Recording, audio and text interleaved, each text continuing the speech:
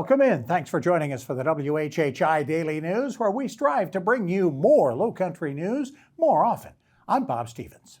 The Town Council in Port Royal is about to decide to say whoa to its recent explosive growth, declaring a year-long moratorium on new apartment and short-term rental projects. Over 1,500 new housing units have been approved and a 50% increase in short-term rentals just over the last few months. Those will likely be allowed to continue, but the council will stop any new proposals until the town can study the impact of new growth on police and fire and infrastructure and schools. Port Royal's population grew from about 10,000 in 2010 to 14,000 in 2020 and is more than 15,000 now. A Beaufort County jury took about 2 hours over the last couple of days this week to convict 20-year-old Terrence Wing of St. Helena for killing teenage soccer and academic star Trey Blackshear of Hilton Head Island around Christmas of 2019 in the parking lot of the Lord of Life Church in Bluffton. Wing's defense attorney did not call any witnesses during the trial, but said there would be speakers who'd like to address Judge Carmen Mullen before Wing is sentenced to at least a minimum mandatory sentence of 30 years to life in prison. Wing was just 16 when the shooting occurred, but has been tried and will be sentenced as an adult. A second defendant, now 21-year-old Xavier Barnes, still faces trial. The dispute that led to the shooting was apparently over a $60 bag of marijuana.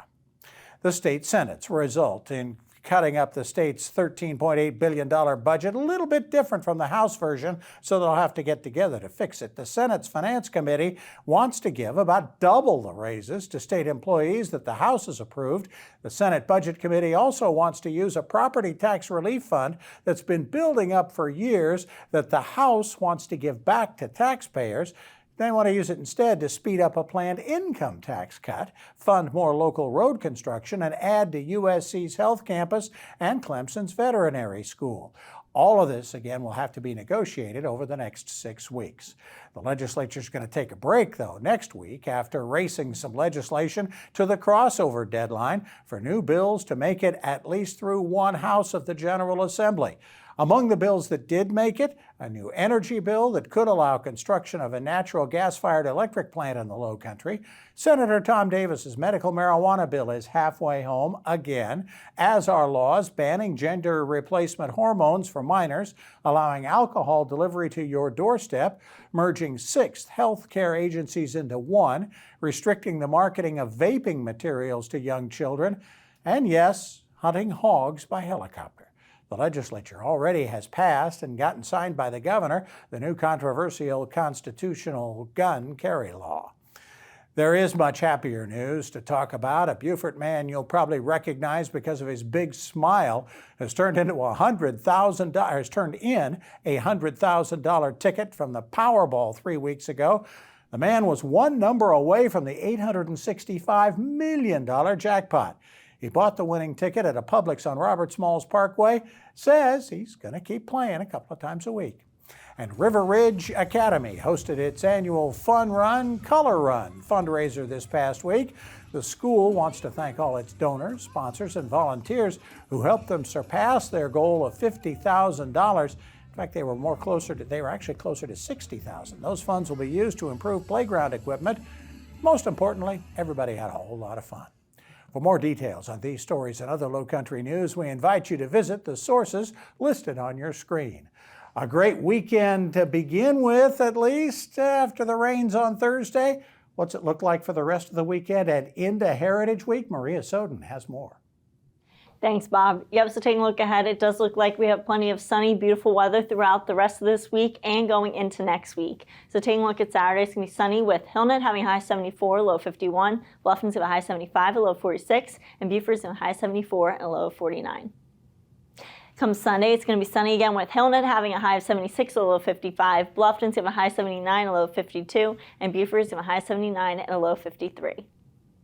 The sunrise for this weekend is going to be at 6:55 and sunset's going to be at 7:51. Taking a look at the tides, Saturday low tide is going to be at 8:42 a.m. and high tide is going to be at 1:37 p.m. And then come Sunday, low tide is going to be at 9:40 a.m. and high tide is going to be at 2:27 p.m. Taking a look into next week, Monday it's going to be sunny with highs in the 80s, lows in the upper 50s. Then come Tuesday and Wednesday, it's going to be sunny to partly cloudy with the highs going to get into the upper 70s, lows are going to be in the 60s. That's it for today. Let's head it back to the desk. Thanks, Maria. Next week, we're going to be talking all heritage. Got plenty of other sports heading into spring break with Justin Jarrett. Hey, it's time for Last Night in the Lowco on WHHI, powered by LowcoSports.com. Soggy field conditions thinned out the area sports schedule last night, but the rain cleared out in plenty of time to hit the soccer pitch, and Team Lowco's Connor Worl was in the nest to see if the Hilton Head Seahawks could boost their playoff hopes with the result against Region 7 4A leader Lucy Beckham. A defensive standoff gave way to a wild finish as the Bengals opened the scoring in the 70th minute, and the teams traded goals until the Seahawks found the equalizer in the 90th, only to see Beckham answer in stoppage time to escape with a 3-2 win. May River made quick work of Colleton County as the girls cruised to a 12-0 win and the boys rolled 9-0 to give coach Misael Garzon his 100th career victory. Coach Misa joined us on the LowcoSports Lowdown last night to reflect on the milestone and add insight into the Lowco soccer landscape. Elsewhere, Beaufort High's boys stunned Phillips Simmons in penalties, Holy Trinity's girls blanked Colleton Prep, and Hilton Head Christian Academy swept region matchups from John Paul II, as the girls claimed a 3-2 win in overtime and the boys blanked the Golden Warriors 2-0 to run their winning streak to 6 games. Keep an eye on those Eagles. The boys lacrosse teams from May River and Hilton Head Christian Academy picked up wins. Hilton Head boys tennis edged Lucy Beckham in a key region match, and Bluffton's Maddie Washington celebrated signing day. Washington will join the track and field team at Winthrop University. We'll recap a busy night on the Lowco sports scene at 10 p.m. tonight on the Lowdown. Hope to see you then. For Lowco Sports and WHHI, I'm Justin Jarrett. Until next time, go Lowco. Thanks, Justin. Coming up a little later on, we're going to talk about Second Helpings, a former PGA Tour Charity of the Year, as we get ready for Heritage Week. But coming up next, we're going to talk about the Boys and Girls Club of Bluffton. I've got a couple of daughters. They're going to talk about the Smart Girls program next.